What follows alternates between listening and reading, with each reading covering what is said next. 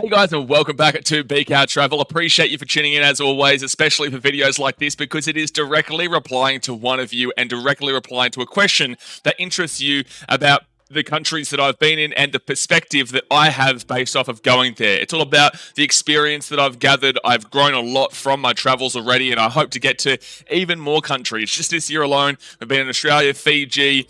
We actually swung by Samoa, but I was still on the plane. I'm going to be technical. I don't know anywhere near enough about the living conditions and whatnot in Samoa because I didn't stay there.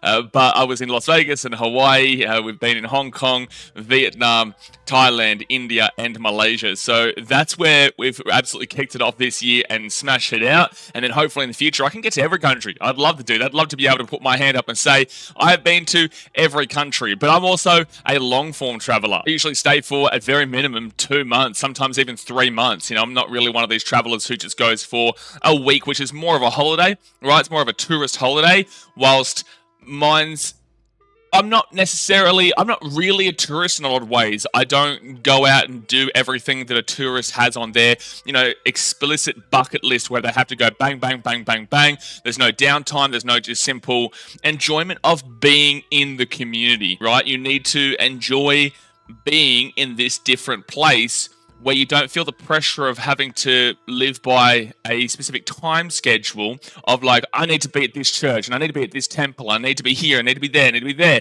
That's for some people. That's not necessarily for me. And the question that we have from one of you guys today is quite relatable to this. It's a very good question from Bestport 2.0 who says, out of all the countries you have visited, where would you choose to live for 1 year and why? And it's a great question. And I feel like I think that 2 to 2.5 months that I've been in countries like India, like Thailand, like Vietnam, and the likes, I feel like this gives a very solid representation for times that by 4 and what you can see life would be like across that year. And I am going to be quite specific in regards to this question today because you could go in detail into the India trip or in detail into Vietnam, Thailand, even the week in Malaysia and whatnot. And I know all about America as I love America, right? So I'm actually going to remove America from this list on the basis that, one, it was a short trip to Vegas and Hawaii for the NRL, and also when I was in Chicago for 3 months in 2019, I adored it. Look, ultimately, I would say America, right? But that's not really a part of this question, so that's why I'm going to remove the United States of America. I understand the criticism that country does have,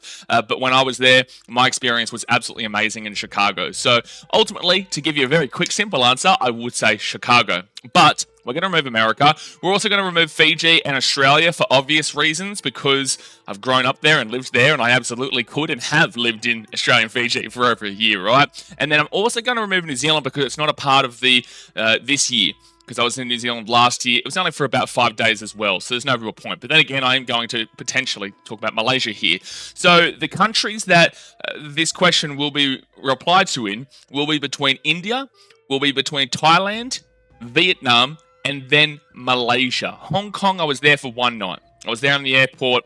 I can give you advice based off of the airport hotel stay and food within the airport itself, right? But overall, living-wise, for a year, I didn't actually leave the vicinity, realistically, of that airport, which was a great airport, mind you. So it does come down to those 4 other countries. And I'm going to straight up jump into it. And the country that I would choose to live in for 1 year, if I was given the opportunity, would be Vietnamese. I would choose Vietnam. Yes, I think that this is the most livable country across a year in my perspective. And as we always say with these videos, it's just from my perspective and my experience. Some people might find India, I would find that very difficult to believe for a lot of ways on the basis that India on a long-term level isn't exactly where a foreigner for the most part will probably attribute themselves to and assimilate the most in. I think it's a very difficult country across a lot of ways to actually fit in with the lifestyle and fit in with the culture because the culture and lifestyle is so polar different to,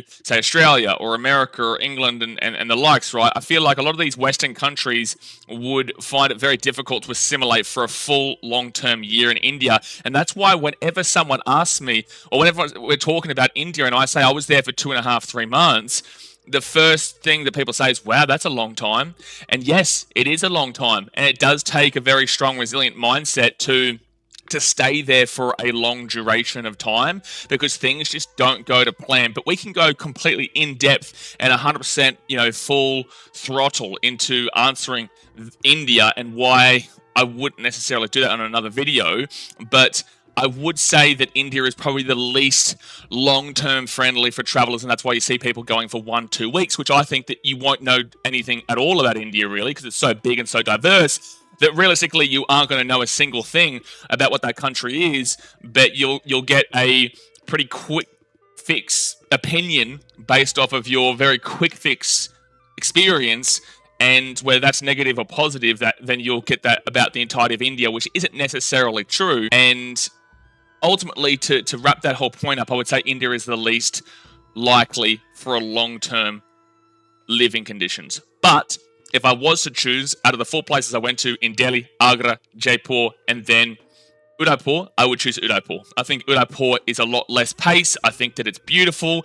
Yeah, sure, there's uncleanliness about it, but it's not as uncleanly as other places as well. And also, you can just leave the vicinity of Udaipur to get to some beautiful lakes, and it's the city of lakes. It's a beautiful place. So I would say Udaipur out of those places. But again, India is the least long-term friendly for assimilation, in my opinion. And then we move to Thailand, where, look, I think that Thailand is great if you want to, and I don't mean this in disrespect at any stage at all, right? Because I definitely have my fun here in Thailand. But I feel like I get why retirees and I get why expats from, say, Australia and Western countries do move to Thailand. I think it's extremely valuable. I think it's not as cheap as it used to be, but I definitely think it's still valuable. There's plenty of party there. There's beautiful scenery. But I also will say that there's so much overall party-centric about Thailand that unless you're there to still enjoy that aspect of your life, I do feel like it can let down a lot of the rich history of Thailand in regards to its culture and the enthusiasm that this country does show with its history and its culture and its traditions. I think that a lot of that has been lost from what I saw in my stint there, and I loved Thailand. I could definitely see myself living in Thailand, but I probably wouldn't select Thailand from my experience on a long-term level over a place like Vietnam that I'm going to get to in a second. So Thailand is great, but it's very party-centric, and I don't feel like it's able to represent its culture as much as it really should be because of a lot of these things that centralize around partying and having fun, which is all well and good. Great. If that's what you want to do, then that's what you want to do. I just think that Thai food is so amazing. And all this list here, I would say Thai food is the best. I would say Thai food out of Vietnam, India, and also Malaysia. Thai food was incredible, despite the fact that the other places still have fantastic food. So that's India and Thailand. And then I'm also going to separate Malaysia here and say Malaysia is underrated. I was only in Kuala Lumpur for 1 week, but I feel like if I was able, and I was only there because I was renewing my visa here for Vietnam, but I was there for 1 week. And I feel like if I had have been there for 2 months, 3 months, I genuinely may have said Malaysia here, because I feel like it's very westernized, but it also has a lot of significant Asian influence. There's a lot of Muslim influence as well. It's a very multicultural, mixed area, which is very intriguing, very interesting, but there is a lot of great shopping malls. There is a lot of great things to do. There is beauty about the country, and it does still hold a lot of its culture intact. My very limited experience. That's why I can't put this in and say, yep, I would choose Malaysia because I was only there for a week.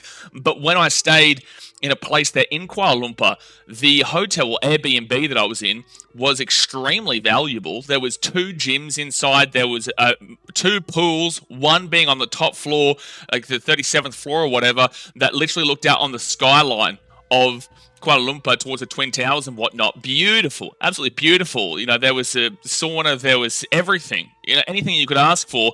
Great Wi-Fi, and it was extremely valuable. And I think that was a really key point there, that you didn't even really want to leave the vicinity overall. You truly didn't. But every time I did leave the hotel, the Airbnb, there's just so much things to do here, there, and everywhere. I did find one of their malls to be extremely quiet, which was something that I found interesting about my week there, is that some of the malls there are extremely quiet, even on weekends. So it's like it seems like some of the infrastructure is bigger than kind of the intake the country is having. Anyway, I would say if I gave Malaysia more time, I feel like I could say there, because it is a lot more, out of all 4 countries, I would say Kuala Lumpur was the most similar to how I've grown up and to the life I've experienced so far. I get to Vietnamese! Vietnam, where I've absolutely loved, and I think it's a key telling point when I don't usually come back to a country. So when I went to India, I was there for 2.5 months, and then I left. And in Thailand, I was there for 2.5 months, and then I left. I was in Vietnam for about 2 months, and then I left, went to Malaysia for a week, and then came back to Vietnam. So if I'm coming back, then that's a pretty key sign that it's a good country and very good living conditions. I think there's definitely a difference in a lot of cultural aspects of Vietnam to where I'm from. And like I said, I'd say Malaysia is probably closer to where I'm from in that aspect than what Vietnam is. But Vietnam is very traditional. You can find a bit of the party and whatnot here in Ho Chi Minh. You can find a bit of the party pretty much everywhere in Vung Tau and wherever you go. But it's not like shoved down your throat like you find in Thailand a lot. It is very much there if you want it, but you don't need to do it. I think there's so many things to do here in Vietnam. There's a lot of churches. I'm actually looking at a beautiful church just across the street from me right now, here in Ho Chi Minh. Beautiful, beautiful church. There's a lot of Christian and traditional values about this country that I really do love about it. And the people are so nice that you could just be walking down the road and you'll get a hello. You'll get people who ask where you're from, but it's not like India, as I spoke about in that other video, where they're genuinely just wanting to talk to you and to conversate with you, and that's great. I love that. Whereas in India, you felt like they were about to sell you something, and 99 times out of 100, 99 times out of 10, 99 times out of 100, they probably are trying to sell you something. So it's a massive relaxing vibe comparatively to those other countries. And whilst the most difficult part of it in Vietnam is the language barrier. In Thailand, the language barrier wasn't too bad. India, the language barrier wasn't as bad as you think. There is a lot more English-speaking people there, especially in the big cities, than you have been led to believe. And then Malaysia is everyone speaks English, but Vietnam is definitely not that strong in their English, but it is growing, more so with the younger generation. They are growing and understanding English and speaking in English, right? So that's probably the only negative, but my beliefs in life is that if I'm coming to your country, then, I have to learn your language. It's my respect to you. If you came to Australia and didn't speak English, then, it's more about you than it is about me, because you're coming to our country and this is the language we speak. That's why I say about Vietnam. Whenever someone says, "Oh, sorry, about no English," I say it's not you. It's not your fault. You're in your country. They speak Vietnamese here. I need to learn your language. That's the respectful thing. So that's the biggest, I guess, down point to Vietnam. But it's not a down point in the sense that they're entitled to speak their own damn well language. You know what I'm saying? It's just that's probably the most unfortunate thing, especially the older you get, the harder it is to learn a language, Alongside this, as I was speaking about with Malaysia, the value that you find in staying at hotels or staying in Airbnbs, and specifically Airbnb, which I don't actually think is technically legal in this country, but a lot of things are illegal, and obviously things still happen.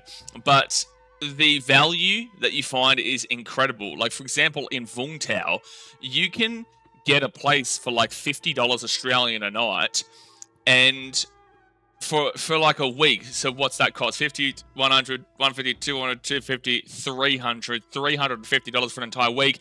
You've got a fantastic, and you usually get discounts as well on that, mind you, for week stays. But you get a fantastic view of the Vung Tau beach, plus the equivalent of Christ the Redeemer statue in Vung Tau. There is a beautiful view, great internet, high floor, pool, gym. Only downside was the elevator, which we'll talk about in our hotel reviews and whatnot on this channel. But you can get that for like $50 a night, and it's got so much space, a king bed, Netflix and great shower and all this kind of stuff, and it's in a great vicinity. For $50 a night, in Australia, you're paying $400 for that. In Australia, you're paying like $400 a night for that. You're paying here like $50 a night for that in Vung Tau. And the same thing goes for Ho Chi Minh. You're able to really move around quite well and live quite a lavish life with very small financials. You don't need to have a huge financial situation to live here.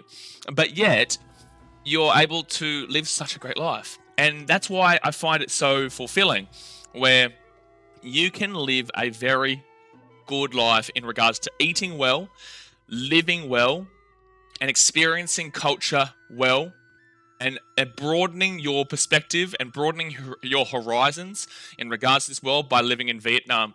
So I still need to get to some other places in Vietnam, right? I won't be able to do it this year, but I will at some point. In the future, Hanoi, Da Nang, Da Lat. I want to go to Buon Ma Thuot, which is a great place for coffee, which is inland. Just left a little bit too late, and I've been really kicking it around here in Ho Chi Minh and Vung Tau, whatnot, Ha Long Bay and whatnot. There's so much to explore here and so much to experience. And if this is the kind of cost that you're looking at here in the big city, and Vung Tau is much cheaper, but that shows that the rest of the country is also even cheaper. Because big cities are usually where it's more expensive, right? Compared to where it's much cheaper. You know, you're paying 137,000 dong for a grab order where you're getting like everything. Like you're paying for a very good night out food wise for yourself, probably at max like 300,000-400,000 dong, which is not even $25 Australian. Everything that you do here is just so cheap and so inexpensive in such a good way. Do I think that I could live here for a year? I think that's a long time. I do think that's a long time, but based off of this question here from Bestport 2.0, I do have to say that Vietnam would be my most likely shout out of the countries that I've mentioned here. So please, in the comment section, guys, I want to hear your thoughts. What do you think if you've been to these countries? Do you feel like they're livable for a year for you specifically? Also, drop a question down in the comment section. I want to see any kind of question that you have about our travels, about these countries, even if it's a statement that I can reply to. I'd love to hear your thoughts, and that's what this series is all built around, man. Just us talking, basically, and giving you my experience and hearing from you guys as well. So hit that like button, subscribe if you're new around here. I will see you tomorrow for another video where we're actually doing the Las Vegas hotel review, as we'll be doing all our reviews from all our Airbnbs and hotels this year. So I'm excited about that one, guys. But all right, Vietnamese. I'm going to jump off for now, and I will see you guys tomorrow. Thanks for watching. Catch you later. See ya.